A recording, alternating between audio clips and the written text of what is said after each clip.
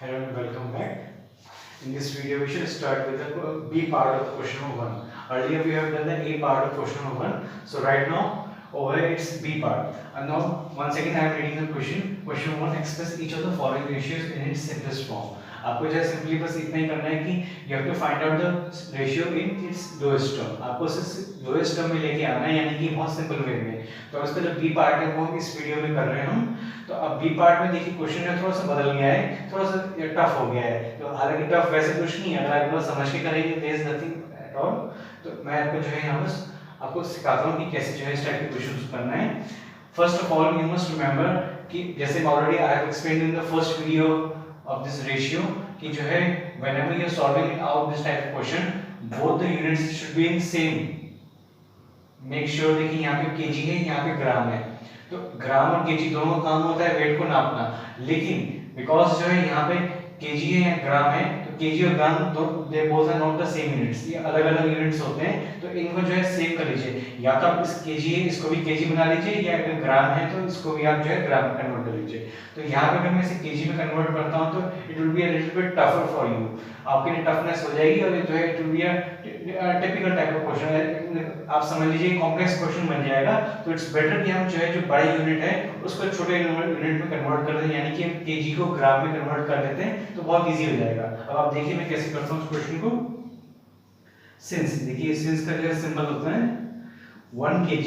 अब आपको पता है कि 1 kg इज इक्वल टू 1000 ग्राम. आप जी लिखिए जीएम लिखिए, एक ही चीज होती है. 1 kg is equal 1000 gram. So 5 kg और 5 किलो कितने ग्राम होंगे? सिंपली 1000 में आप जो है 5 से मल्टीप्लाई कर देंगे, या 1000 को 5 टाइम्स आप प्लस कर देंगे, तब भी जो आंसर निकल आएगा. So the answer will be 5000 ग्राम. अगर आप ये नहीं सॉल्व कर सकते डायरेक्टली तो आप इसे रफ में कर सकते हैं, एज यू विश, जैसा आपको ठीक लगे. अब देखिए ऑलरेडी जो है हमारी 5 किलोग्राम की वैल्यू 5000 ग्राम आ चुकी है. सो देयरफॉर का ये सिंबल होता है, हम देयरफॉर यूज करते हैं, यानी कि फाइनली हम जो है क्या लिखने जा रहे हैं.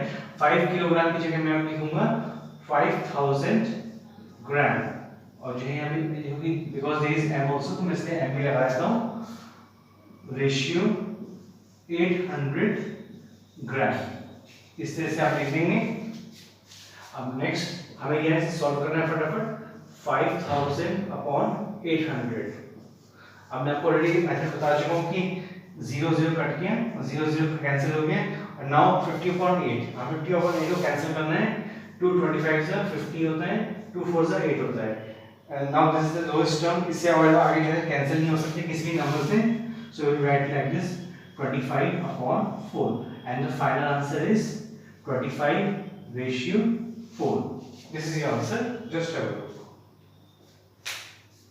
In the second question, the question says 30 centimeter 2 meter. अब ऐसा once again फिर से जो है देखिए ये वाला यूनिट जो है दोनों यूनिट सेम नहीं है और ये यूनिट बड़ा है. तो हम क्या करेंगे सिंपली इट्स आवर ड्यूटी कि हम इसे जो है छोटे यूनिट में कन्वर्ट कर लेंगे, क्योंकि जो है इससे क्वेश्चन इजी हो जाएगा. बजाय कि इसको आप मीटर में कन्वर्ट करें, it's better to convert this into centimetre. So just see on the white board how I am doing it. Therefore अभी आपको बताइए कि 1 मीटर हमें ये कन्वर्ट करना है. 1 metre is equal to 100 centimetre. So definitely जब 1 मीटर में 200 सेंटीमीटर होते हैं तो जो है आपका 2 मीटर में कितने सेंटीमीटर होंगे? It will be 200 centimetre. Simple. अब जो है हम यहाँ पे राइट देयरफॉर के बाद 30 centimetre we will copy it down. 30 centimetre ratio. अब 2 मीटर की जगह मैं लिख रहा हूँ 200 centimetre.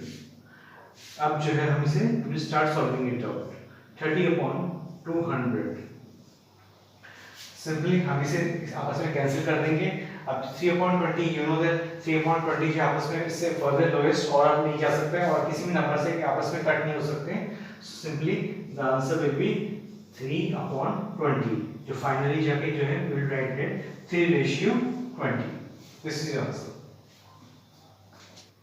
In the third question, 3 meter ratio 90 centimeter. Once again जो है हम ये मीटर को सेंटीमीटर कन्वर्ट करेंगे. Simply write 1 meter is equal to 100 centimeter. Now it's 3 meter, so 3 meter means 100 into 3, that is 300 centimeter. And now we will apply this value over here. So therefore it's 300 centimeter. Instead of writing 3 meter, we will write 300 centimeter ratio 90 centimeter. This way we will write, and now we will start solving it out. 300 upon 90. Just see how I'm solving it out. Both the zeros will be cancelled, and now if you see 30 cannot be divided by 9, but at least one thing we can do it, we can divide it by 3. Both the numbers can be divided by 3. 3 tens are 30, 3 threes are 9. Simply in this we will try to solve it out. 10 upon 3, that is equal to 10 ratio 3. This is your answer. In the fourth question, 2 years ratio 9 months. Once again we will convert this years into months. Simply just see over there. अच्छा, इस चीज में आपसे कहना चाहूँगा, I would like to request you, please अगर possible हो सके, आप मेरी वीडियो देखें, अगर पॉसिबल हो सके, just take out your register and start solving it out also. Thank you. बजाय कि मतलब मैं तो यहाँ कर रहा हूँ क्वेश्चन, इट्स ओके, जब तक मैं ये क्वेश्चन कर रहा हूँ तब तक आप जो है रजिस्टर में आप खुद भी सॉल्व कर लें हैंड टू हैंड, तो लगे यार हैंड टू हैंड एक बहुत अच्छी आपकी प्रैक्टिस हो जाएगी और आप अच्छे अच्छे सीख भी जाएंगे, क्योंकि फर्स्ट सेकंड थर्ड पार्ट आप ऑलरेडी कर चुके हैं. अब फोर्थ फिफ्थ सिक्स जो पार्ट है आपके जो बचे हुए हैं, वो पार्ट अगर आप गैर हैंड टू हैंड सॉल्व करते हैं कॉपी में तो ज्यादा बेटर होगा, और फिर आप चेक भी कर लीजिए. मैं लगे वैसे मैं कर ही रहा हूँ व्हाइट बोर्ड पे, तो इससे आपको क्या है डबल प्रैक्टिस होती हो जाएगी, तो जो है इससे आपका जो क्वेश्चन बहुत पक्का हो जाएगा आपका. सो अदरवाइज इट्स ओके, आप जो है देखना चाहे देख सकते हैं, लगातार कोई सी बात नहीं. First one we write 1 year is equal to 12 months. 12 months. We all know that एक साल में 12 महीने होते हैं, so 2 years is equal to 12 into 2, that is equal to 24 months.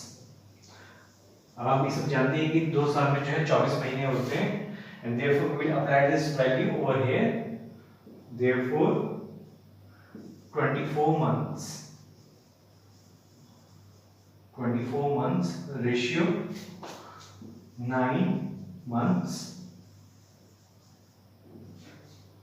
अब जो हम इसे सॉल्व करते हैं 24 upon 9. Now if you clearly see, these two numbers can be easily cut it down by 3. 3 से आसानी से divisible है. 3 8s are 24, 3 3s are 9. So the answer is 8 upon 3. That is equal to 8 ratio 3. This is your answer. In the fifth part, 1 hour 45 minutes.